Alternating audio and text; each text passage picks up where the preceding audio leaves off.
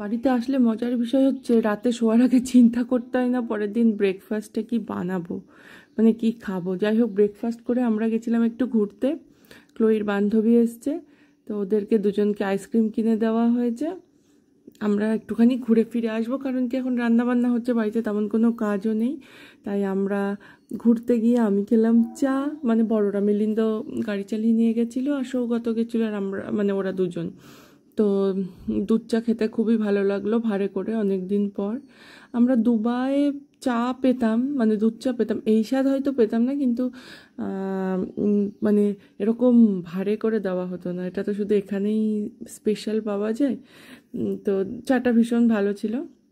আর এইদিকে ক্লোইর ফ্রেন্ডের আইসক্রিম খেতে ভালো লাগছে না, কারণ কি একটুখানি খেয়েই ওর টামি ফুল হয়ে গেছে।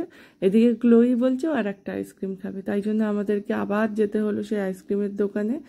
আর যেতে যেতে রাস্তার পাশে আমরা দেখলাম কি, যে মানে আমাদের কল্যাণীতে যেটা খুব বড় করে ITI মোড়ে পুজো হয়, সেইটা প্যান্ডেল কিন্তু দেখো অলরেডি অনেকটা হয়ে গেছে, যেটা দেখে একটু মন খারাপই হলো, কারণ পুজোর সময় আমরা এবার আসতে পারবো না। আর কি এদের পড়াশোনা, মানে এদের স্কুল বেসিস পড়াশোনা তো, আর ওই সময় পরীক্ষা থাকে। তো ওই সময় আসলে তোমার যদি পরীক্ষা মিস হয় তো ওটা রিপোর্ট কার্ডে খুব প্রবলেম হবে। তো তার জন্য মনটা একটু খারাপই হয়ে গেল। আর যেহেতু সকালবেলা বৃষ্টি হয়েছে, মানে এখন সবসময় বৃষ্টি হচ্ছে, বাইরেটা দেখতে এত সুন্দর লাগছে ভেজা ভেজা। এই যে এখানে আমরা চলে এসেছি আবার আলাইপুরে, একটা ক্যাফে আছে আলাইপুরে, যারা মদনপুরে থাকো তারা তো জানোই। তো ওখান থেকে আবার ক্লোই আর একটা অরুণের আইসক্রিম কিনলো, আর ফ্রেন্ড আর ওটাই খেয়ে ফ্রেন্ড পারলো না, সেটাই ফেলে দিল। আর ক্লোইর এটা সেকেন্ড নাম্বার চলছে। ক্লোই আইসক্রিম খেতে খুব ভালোবাসে, তো আইসক্রিম খাওয়ার পর আমি একটু জল খাই দিই, নাহলে অনেক সময় ঠান্ডা লেগে যায়। তো এর মধ্যে হয়তো আমাদের রান্নাবান্নাও হয়ে গেছে, আমরাও এবার বাড়ি যাব। আর এই পুরোনো জায়গাগুলো ঘুরতে খুব ভালো লাগে, কারণ এখান দিয়ে আমি এই ইউনিভার্সিটি যেতাম, প্রতিদিনই এই রাস্তা দিয়ে যাওয়া হতো, আলাইপুরের ওপর দিয়েই আমার যাওয়া হতো।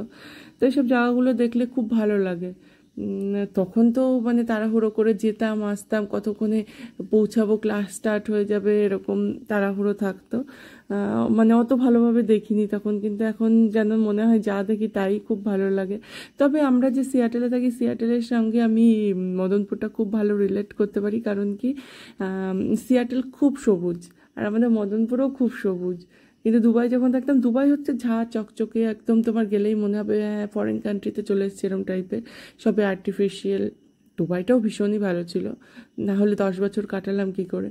কিন্তু সিয়াটেলটা হচ্ছে একদম তুমি নেচার দেখতে পাবে কাছ থেকে, যেরকম সবুজ গাছপালা, পশু পাখি, রাস্তার মধ্যে হাঁস হেঁটে বেড়াচ্ছে। তো এই যাই হোক, এসে আমাদের লাঞ্চের টাইম হয়ে গেছে। লাঞ্চে ছিল ভাত, পাকা পটল ভাজা, লাউ চিংড়ি, পুঁই শাকের কী বলে ওটা, মানে পুঁই শাক মাছের মাথা দিয়ে যেটা ছ্যাঁচড়া বলে, ডাল, আর ছিল আমাদের বিলেরই মাছের ঝোল, আলু দিয়ে বড়ি দিয়ে মাছের ঝোল করা হয়েছিল।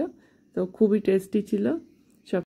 আর এটা ছিল চিলি চিকেন আর ভেটকি মাছের ঝাল, যেটা আমি দিনে খাইনি, ওটা রাতে খাবো, কারণ এত কিছু একসঙ্গে পাওয়া যায় না। আর এটা হচ্ছে ধোকার ডালনা, এটা খুব টেস্টি হয়েছিল। এত খেয়ে দিয়ে এবার আমরা চলে এসেছি ছাদে।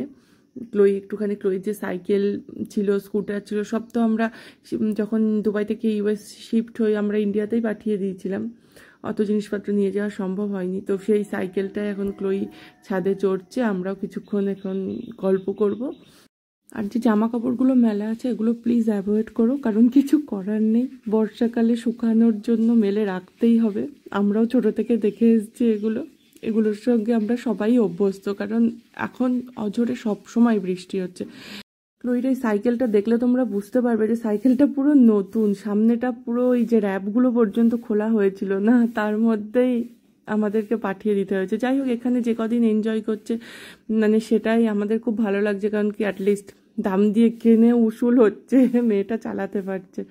আর যারা আমার ব্লগগুলো দেখছো তোমরা অনেকেই লাইক করছো, তাদেরকে মেনি মেনি থ্যাঙ্কস, আমার ভীষণই ভালো লাগছে।